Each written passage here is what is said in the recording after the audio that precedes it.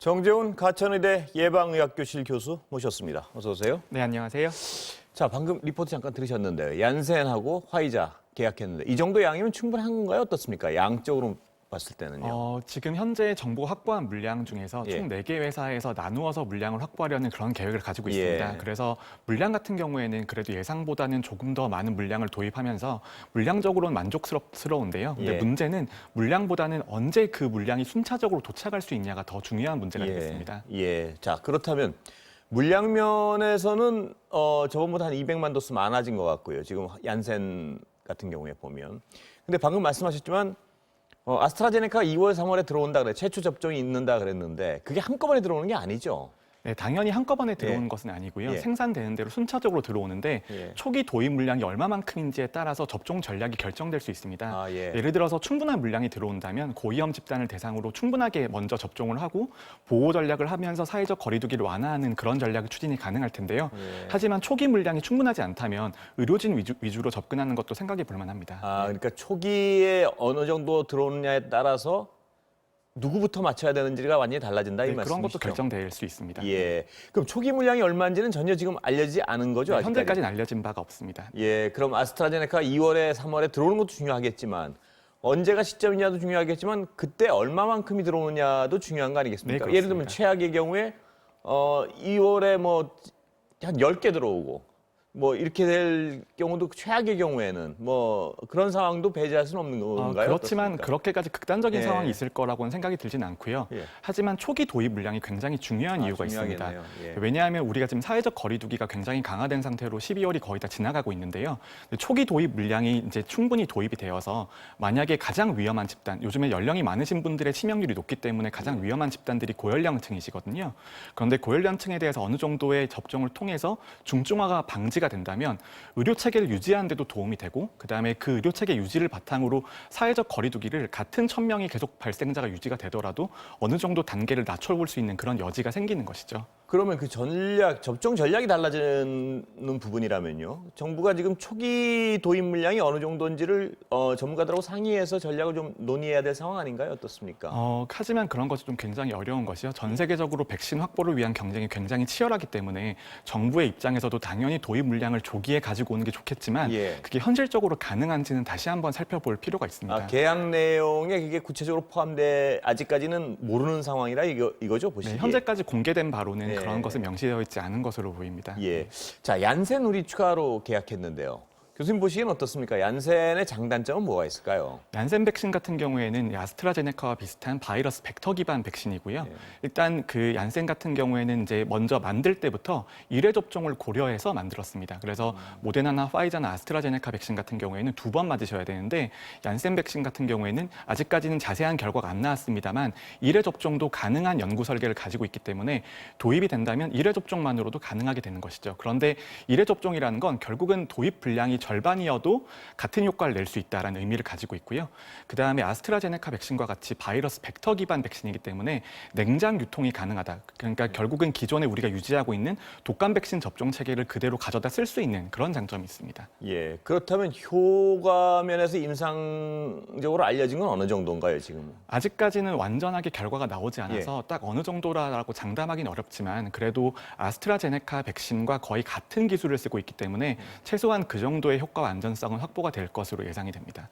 자, 그러면 지금 우리가 이 최초 접종에 있어서는 좀 늦었지만 우리가 이걸 하려면 맞은 다음에 아까도 말씀하시지만 초기 물량도 중요하겠지만 접종이 시작된 다음에 빨리 많은 사람들이 맞게 하는 전략도 중요할 텐데요. 그걸 위해서는 가장 중요한 게 뭔가요, 지금? 접종 물량이 물론 가장 중요하겠지만 그 외에는 뭐가 있을까요? 지금 가장 중요한 것은 첫 번째로는 물량을 많이 가지고 오는 예, 것이고요. 그게 그렇겠죠. 첫 번째고요. 근데 그러나 우리나라는 다른 나라에 비해서 이 접종을 빨리 하는 거에 있어서는 굉장히 장점을 가지고 있습니다. 예. 우리나라는 이미 독감 예방 접종 같은 것들이 국가에서 이루어지고 있고요. 그다음에 의료기관도 충분하고 접종 인력과 장비와 여러 가지 체계들도 잘 잡혀 있기 때문에 접종이 된다면 접종이 진행하는 것엔 전혀 문제가 없어 보이는데 하지만 가장 중요한 것은 우리가 얼마만큼 효과적이고 안전한 백신을 가지고 오냐도 중요하지만 국민들이 그 백신을 믿고 접종률이 어느 정도 나오냐가 더 중요한 문제가 되겠습니다. 예. 그래서 접종에 만약 도입이 된다면 접종 자체는 문제가 없지만 국민들에게 신뢰감을 줄 수 있는 일관된 메시지를 주고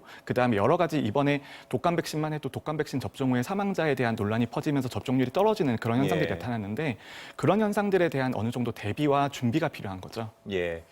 지금 외국에서 이미 맞기 시작한 나라들의 경우 꽤 상당 인구가 맞았단 말입니다. 근데 지금까지는 어떤 부작용 같은 게 보고된 게 없습니까? 어떻습니까? 보시기에. 오늘까지 미국은 약 100만 명 정도가 예. 접종한 것으로 나타나는데요. 그 처음에 접종 초기에 발견되었던 예방 접종 후에 유사 아나필락시스 반응, 그러니까 급격한 알러지 반응이 몇 건 보고가 되었지만 그런 것들은 충분한 관찰 기관과 회복을 가지면 회복이 되는 것으로 알려져 있고요. 예. 이 외에 뭐 특별한 부작용은 현재까지 발견되진 않았습니다. 어떻습니까? 교수님 보시기에 이 정도 사람들이 맞았는데 아직까지 그 부작용 보고되는 빈도랑 이런 거 보면 아직까지의 어떤 임상으로 봐서는 안전하다 이렇게 볼 수 있는 건가요? 어떻습니까? 백신의 부작용을 예. 단기 부작용과 장기 부작용으로 예. 나눈다면 단기 부작용에 있어서는 이 정도면 굉장히 안전성이 이미 접종이 시작 중인 화이자랑 모데나 백신 같은 경우에는 이미 확립이 되어 있다라고 생각이 들고요. 예. 장기 부작용 같은 경우에는 평가에 5년, 6년이 걸리기 때문에 현재 법유행 상황에서는 고려할 지점이 아닙니다. 그렇다면 단기 부작용에 있어서 이 정도면 안전하다는 판단은 지금쯤이면 벌써 내릴 수 있는 상황이란 말씀이시죠? 대략은. 이제 긴급 허가 승인이 나고 예. 긴급 사용 승인이 나고 다른 나라의 한 달이나 두 달 정도의 접종 결과만 지켜보면 그 뒤로는 단기 부작용에 대해서는 많은 우려가 해소가 될 수 있고요. 예. 그다음에 한 달, 두 달 동안 다른 나라의 사례를 통해서 예를 들어서 영국이나 미국에 있었던 유사 아나필락시스 반응 같은 경우에도 그러면 이런 경우에는 어떻게 대응하면 되겠다. 그다음에 예. 누구는 맞고 누구는 맞지 말아라라는 가이드라인을 먼저 제공을 하고 그걸 바탕으로 우리가 접종 전략을 수립할 수 있는 장점이 있습니다. 예. 다른 백신보다 근데 특히 화이자가 좀 까다로운 것 같은데요. 우리가 이제 화이자는 물론 3분기 중에 들어온다 그러고 더 당겨서 2분기면 좋겠다고 이제 총리가 말씀을 하셨는데 들여오는 것도 중요하지만 어떤 접종을 굉장히 대폭 확대하는 것도 중요한 것 같은데 아까 방금 말씀하셨지만 화이자의 경우는 좀 까다로운 시설 같은 게 필요하니까 그걸 준비하는 게 지금 중요한 겁니까? 어떻습니까? 저는 이제 그 접종 기간을 좀 나눠야 된다. 접종 기관을 좀 나눠야 된다라는 예. 생각을 하고 있는데요. 아시는 것처럼 화이자 백신 같은 경우에는 영하 70도 정도의 보관 조건이 필요합니다. 예. 그런데 모데나 백신은 영하 20도 정도면 보관이 가능하거든요. 예. 그런데 영하 20도라는 조건은 우리가 흔히 먹는 냉동식품의 보관 온도 정도밖에 안 됩니다. 예. 그래서 그런 것들은 의원이나 병원급에서 충분히 다룰 수 있는 능력이 있고요. 하지만 화이자 백신 같은 경우에는 보관 조건이 꽤 까다롭기 때문에 가급적이면 상급 종합병원이나 아니면 큰 보건소와 같은 접종 거점을 만들어 놓고 그 거점을 기반으로 접종을 하는 전략을 미리 준비할 필요가 있습니다.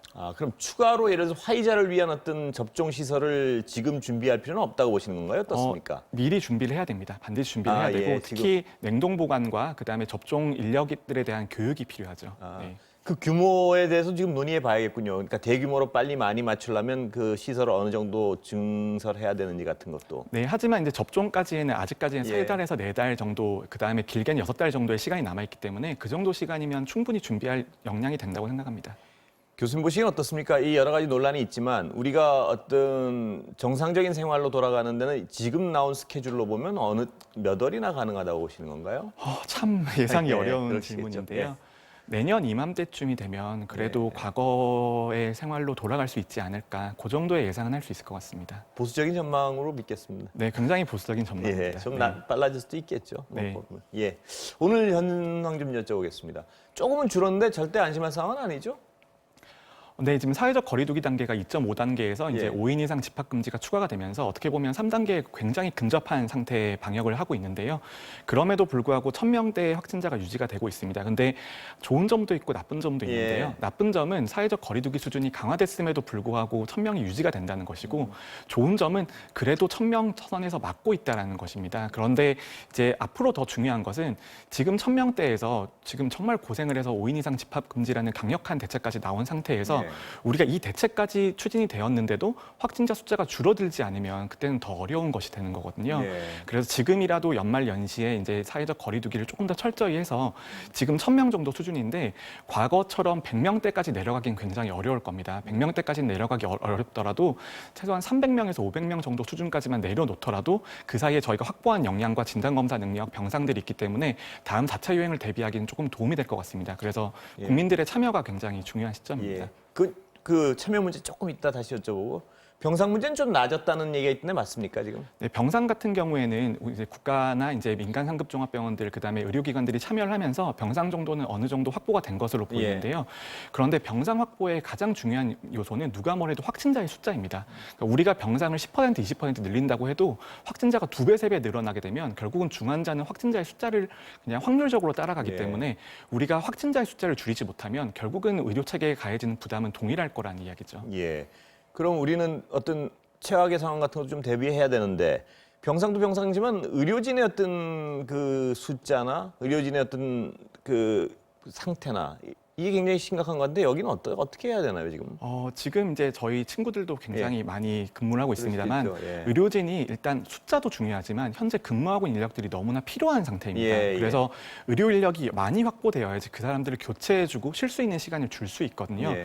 그래서 이제 정부가 좀 적극적으로 나서서 의료 인력, 특히 의사와 간호 인력에 대해서는 조금 더 많은 확보가 필요하고 그리고 많은 확보를 위해서 필요한 건 예. 적극적인 재정적인 지원입니다. 아, 예. 재정적인 지원이 바탕이 되어야지 그것을 기반으로 사람들이 믿고 참여할 수 있기 때문에 그런 지원에 대해서는 조금 더 전향적으로 검토할 필요가 있습니다. 재정적인 지원만 좀 충분히 된다면 확보는 가능하고 좀 또 이루어질 수 있다고 보시는 건가요? 어떻습니까? 재정적인 지원이 가장 기반이 돼야 되는 건 변함이 없지만 결국은 의료진이 국가를 믿고 봉사할 수 있는 환경을 만들어주는 것이 더 중요할 것 같습니다. 예.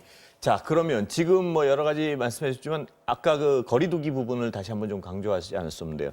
좀 헷갈리는 분들도 있는 것 같습니다. 5명 이하라 그러니까 식당 가서 찢어져서 이렇게 쪼개서 앉는다. 그것도 안 되는 거죠? 네, 비정상? 결국은 이제 5인 이상 집합 금지라고 예. 말하는 것은 그러니까 같은 목적을 가진 사람이 5명 이상 모이면 안 된다는 예. 뜻을 말하는 거기 때문에 이제 그런 식으로 식당에 들어가셔서 반반 나눠 앉는 거 그런 것들은 굉장히 어렵고요. 예. 그리고 이제 5인 이상 집합 금지라는 게 우리 방역 대책으로는 거의 처음 나온 거기 때문에 예. 거기에 기준에 대해서 많은 해석과 이런 논란들이 있었습니다. 그래서 국가나 이제 정부에서 이런 기준들을 좀 해석을 해서 내어줬는데요. 예. 결국은 집안에서는 직계가족에서는 큰 문제가 없는 거고요. 직계가족이 아닌 다른 외부 지인들이 모이는 경우에는 5명이 넘어가면 안 된다. 그렇게만 이해하시면 될 것 같고 예. 자세한 사례들에 대해서는 사례들이 나오면서 정부가 조금 더 국민들에게 편하게 예. 알려드려야겠죠. 네.